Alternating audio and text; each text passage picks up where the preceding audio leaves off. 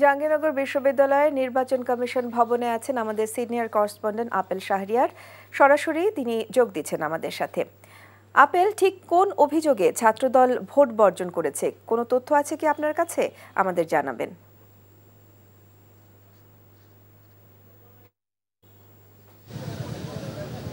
জাকসু নির্বাচনের ভোট গ্রহণের শুরুটা ভালোভাবে হলেও শেষটা আসলে ছাত্রদলের ভোট বর্জনের মধ্যে দিয়ে শেষ হয়েছে। তারা যে কয়েকটি অভিযোগ করেছে তার মধ্যে কারচুপি, অনিয়ম, জাল ভোটের অভিযোগ করা হয়েছে। অর্থাৎ 4টার দিকে সংবাদ সম্মেলনের মাধ্যমে ছাত্রদলের ভিপি প্রার্থী শেখ সাদি তিনি জানিয়েছেন যে কোনোভাবেই এই যে ভোটটি হচ্ছে সেটি সঠিকভাবে হচ্ছে না এবং নির্বাচন কমিশন একটি পক্ষকে জেতানোর জন্যই সব ধরনের পরিকল্পনা বা সব কিছু সাজিয়ে রেখেছে। আমি এখন নির্বাচন কমিশন ভবনের সামনে আছি। আপনি দেখতে পাচ্ছেন আইন শৃঙ্খলা রক্ষাকারী বাহিনীর কঠোর অবস্থান। মোট কথা, বর্জনের পরপর থেকে কিন্তু এই ক্যাম্পাসে একটি থমথমে অবস্থা বিরাজ করছে এবং কিছুক্ষণ আগে কয়েকজন শিক্ষকও এই যে ভোটটি হচ্ছে সেটি তারা বর্জন করেছেন। বাংলা বিভাগের অধ্যাপক শাইমা সুলতানা সংবাদ সম্মেলন করে আমাদেরকে জানিয়েছেন যে এই কারচুপির দায় শিক্ষকরা নিবে না, এজন্য তারাও এই ভোটটি বর্জন করেছেন। নির্বাচন এই যে আমি তো বলে রাখি যে এর মধ্যে তো ভোট গ্রহণ শেষ হয়ে গেছে। নির্বাচন কমিশনের তথ্য মতে এখন পর্যন্ত সব মিলে হিসাব করে তারা দেখেছে 70% ভোট পড়েছে। যদিও বড় একটি অংশ অভিযোগ করছেন কারচুপি অনিয়মের, এজন্য আসলে পরবর্তীতে পদক্ষেপ বা কী পরিস্থিতির দিকে যাচ্ছে সাধারণ শিক্ষার্থীরাও কিন্তু একটু আতঙ্কের মধ্যে রয়েছেন। কেননা এই যখন ভোট গ্রহণ হয় এর মাঝে কিন্তু কয়েকটি কেন্দ্রেও কিন্তু আমরা দেখেছি যে একটু অস্থিরতা তৈরি হয়েছিল। তবে সব মিলে এখন আমরা এখানে অবস্থান করছি এবং নির্বাচন কমিশন থেকে আনুষ্ঠানিকভাবে তাদের যে বক্তব্য কি সেটি আমরা তুলে ধরবো। এবং এখন আমরা আছি, আইন শৃঙ্খলা রক্ষাকারী বাহিনীও কঠোর অবস্থানে রয়েছে কোনো ধরনের যাতে বিশৃঙ্খলা না হয় এই জন্য বিজিবি, র্যাবও তারা আসলে এই ক্যাম্পাসের আশপাশে টহল জোরদার করেছে। দর্শক, জানছিলাম জাকসু নির্বাচনে ছাত্রদলের ভোট বর্জনের খবর। আরেক সহকর্মী মেজবা হাসান আছেন বিশ্বকবি রবীন্দ্রনাথ ঠাকুর ভোট কেন্দ্রে, সরাসরি যাচ্ছি তার কাছে। মেজবা, ছাত্রদলের ভোট বর্জনের পর ক্যাম্পাসের পরিস্থিতি কেমন দেখছেন?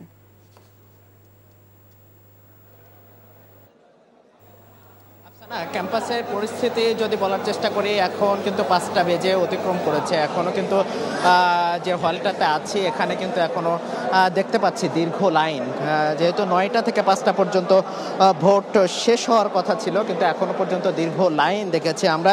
এখানে যে পোলিং এজেন্ট আছে ওনার সাথে কথা বলার চেষ্টা করেছি, প্রক্তা যিনি আছেন ওনারা বলছিলেন যে এই দীর্ঘ লাইন যতক্ষণ পর্যন্ত শেষ না হবে, লাইনের একটা সময়সীমা বেঁধে দিয়েছেন, সীমানা করে দিয়েছেন এবং যে লাইনটা ধরা হয়েছে লাইনটা শেষ হওয়া পর্যন্ত কিন্তু ভোট প্রয়োগ চলবে তারা জানিয়েছেন।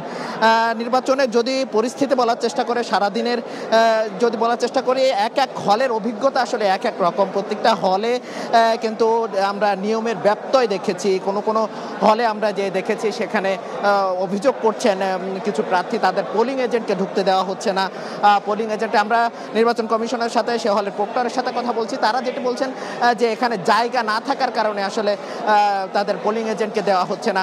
অন্য একটি হলে আমরা দেখেছি যে সেখানে স্বাভাবিক প্রক্রিয়া ভোট প্রক্রিয়া হচ্ছে এবং সেখানে কিন্তু পোলিং এজেন্ট রয়েছে। এছাড়া আরেকটি হলে দেখেছি আমরা যে নির্বাচনের পরে যে ভোটারদের যে হাতের মধ্যে কালো দাগ দেওয়া হয় সেই কালো দাগ কিন্তু দেওয়া হচ্ছে। আবার আরেকটি হলে বলা হচ্ছে যে আসলে যে নির্বাচনের সময় সিদ্ধান্ত হয়েছে যে কালো দাগ দেওয়া হবে না। মানে এক একটি হলে কিন্তু নিয়মের তারতম্য দেখছি আমরা এক এক রকম। সব কিছু মিলে ছাত্রদল কিন্তু কিছুক্ষণ আগে ঠিক 4টা নাগাদ কিন্তু নির্বাচন বয়কট করেছে এবং ছাত্র শিবিরের পক্ষ থেকে যেটি বলা হচ্ছে যে এখন পর্যন্ত যেটি অনিয়মের ঘটনা ঘটেছে, আমরা এই রবি ঠাকুর হলে আছি, এই হলেই কিন্তু একজন ছাত্র দলের বহিরাগত একজনকে আটক করেছে প্রক্টর এবং প্রক্টর আটক করে কিন্তু তাকে প্রক্টর অফিসে দেখা হয়েছে। এখনো পর্যন্ত তিনি কিন্তু সেখানে আটক আছেন।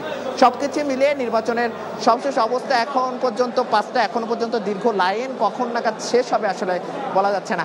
এই ছিল সবশেষ। দর্শক, জানছিলাম জাকসু নির্বাচনের খবর। চলে যাচ্ছি আমাদের আরেক সহকর্মীর কাছে। তিনি আছেন জাহাঙ্গীরনগর বিশ্ববিদ্যালয়ের সিনেট ভবনের সামনে, আমাদের special correspondent Zahidur Rahman. Zahid, vote গ্রহণ কি শেষ হয়েছে? আর কি তথ্য আছে আপনার কাছে? কখন ভোট গণনা শুরু হবে?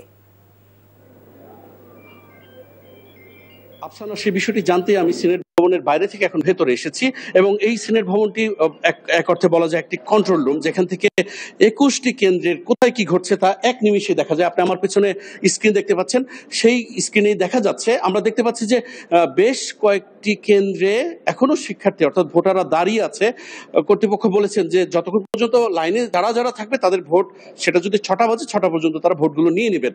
আর একটা বিষয় যেটা খুব প্রণিধানযোগ্য বিষয়, সেখানে আপনি একটু আগে জেনেছেন যে ছাত্র দলের নির্বাচন বর্জন করেছে এবং তাদের পথ ধরে জাতীয়তাবাদী বিএনপি পন্থী যে শিক্ষকরা নির্বাচনী কার্যক্রমে ছিলেন তারাও নির্বাচন থেকে সরে দাঁড়িয়েছেন।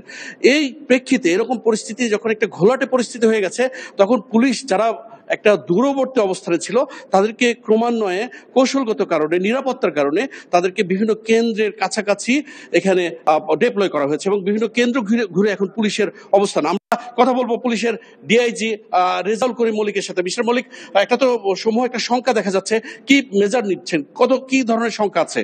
কোনো সংখ্যা নেই। আমাদের আইন শৃঙ্খলা রক্ষাকারী বাহিনী যারা আছেন তারা দায়িত্বে নিয়োজিত আছেন।